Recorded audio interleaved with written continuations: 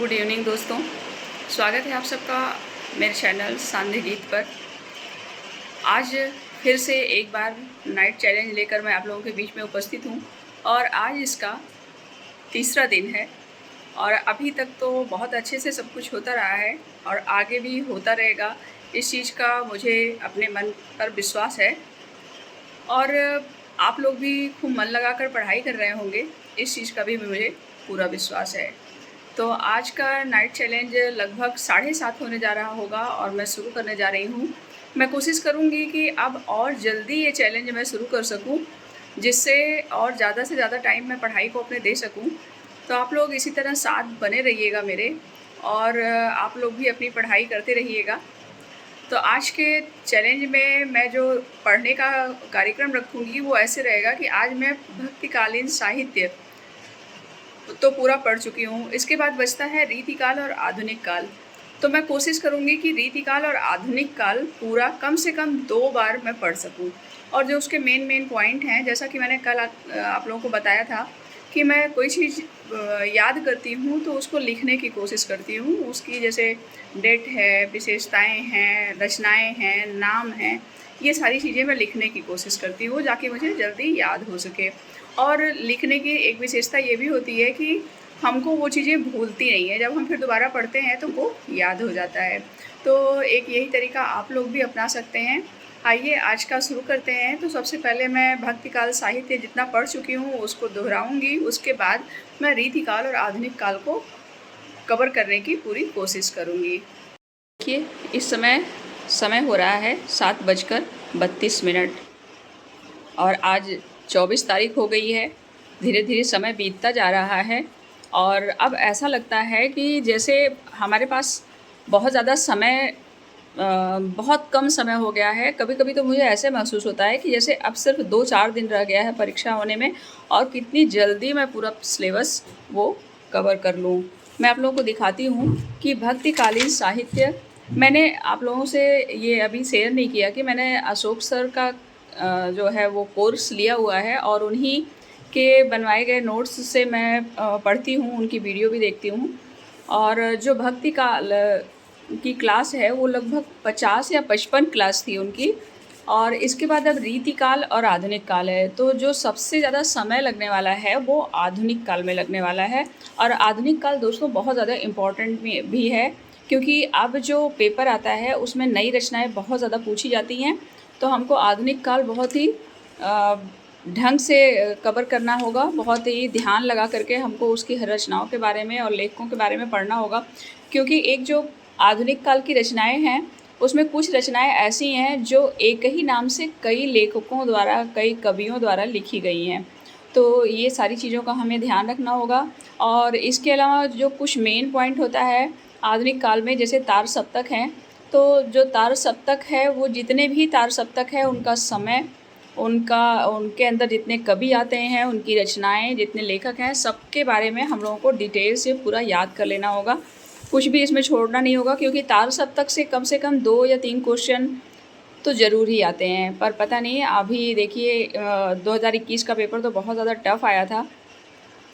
अब देखिए 2022 में क्या होता है। वैसे अभी जो असिस्टेंट प्रोफेसर का एग्ज़ाम हुआ है उसमें तो पेपर बहुत ज़्यादा कठिन नहीं था, फिर भी हमको आसान मानकर नहीं चलना है और पूरा कोर्स जो है वो कवर करने की कोशिश करनी है। तो चलिए शुरू करते हैं दोस्तों। देखिए रात के 11:03 हो रहा है और 7:30 के आसपास पढ़ने के लिए मैं बैठ गई थी और मैंने आप लोगों से जैसा कहा था कि आज मैं हिंदी साहित्य के इतिहास में जो रीतिकालीन और आधुनिक कालीन 2 इतिहास बचे हुए हैं उनमें ज़्यादा से ज़्यादा मैं पढ़ने का प्रयास करूँगी कि कितना ज़्यादा मैं कवर कर पाती हूँ। और इसके अलावा मैंने मैंने आप लोगों से बताया कि अशोक सर की क्लास मैंने ली हुई है, उनका कोर्स। तो इस समय दोस्तों उन्होंने यूट्यूब पर एक वीडियो डाली हुई थी जिसमें वो सिद्ध साहित्य और नाथ साहित्य के क्वेश्चन सॉल्व करा रहे थे। अगर इस तरीके की कोई टेस्ट सीरीज़ आपको मिलती है जिसमें एक कोई टॉपिक उठा करके और उसको सॉल्व कराया जाता है तो उसको आप ज़रूर सॉल्व करिए। और अगर आपको पहले से पता चल जाता है कि इस चीज़ का टेस्ट होना है और फिर टॉपिक वाइज आप तैयारी करते जाते हैं और टेस्ट सीरीज़ ज्वाइन करके टेस्ट देते जाते हैं, तो आपकी बहुत अच्छी तैयारी हो जाती है। तो इस तरह अब ये जर्नी आगे बढ़ रही है। हमें मेहनत तो करनी ही है, क्योंकि अगर सोने जैसा चमकना है तो तपना भी सोने की तरह ही होगा।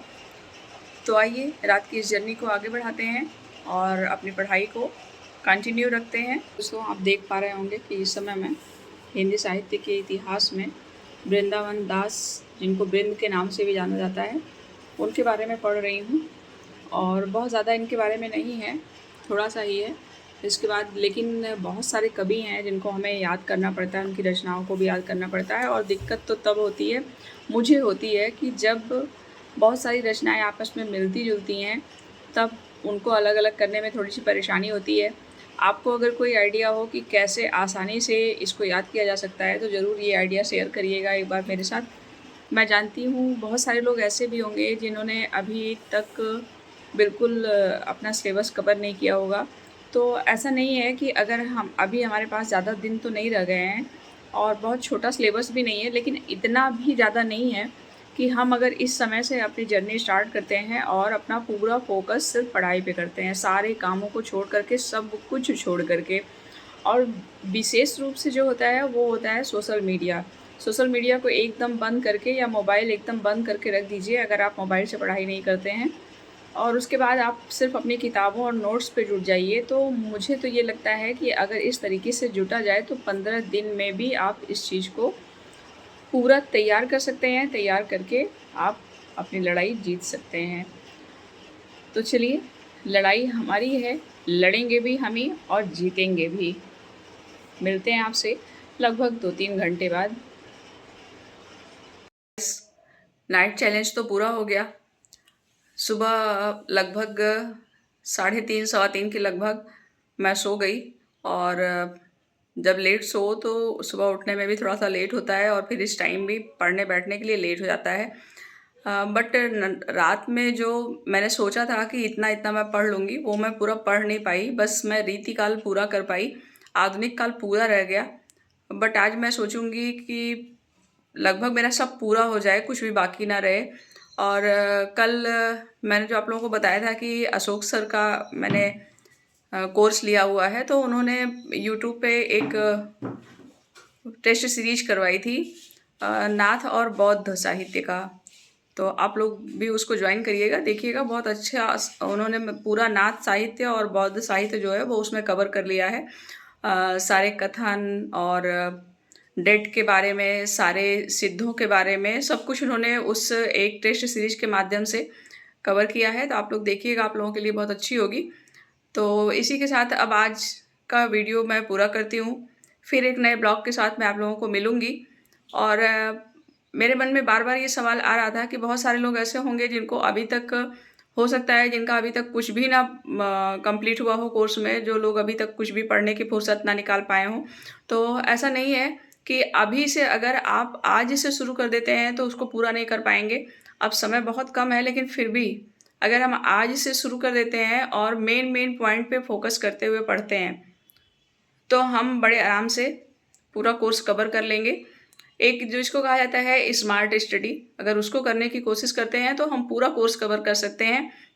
बस हमको इतने ही ध्यान देना है कि हमको सिर्फ मुख्य बिंदु पकड़ना होगा, तब हमें डिटेल में जाने की ज़रूरत नहीं पड़ेगी। इसी तरीके से करके हम पूरा कोर्स कवर करके और आराम से परीक्षा दे सकते हैं। तो चलिए, अगले ब्लॉग में फिर मिलते हैं। आप लोग खूब स्वस्थ रहिए, मस्त रहिए और खूब मन लगाकर पढ़ते रहिए।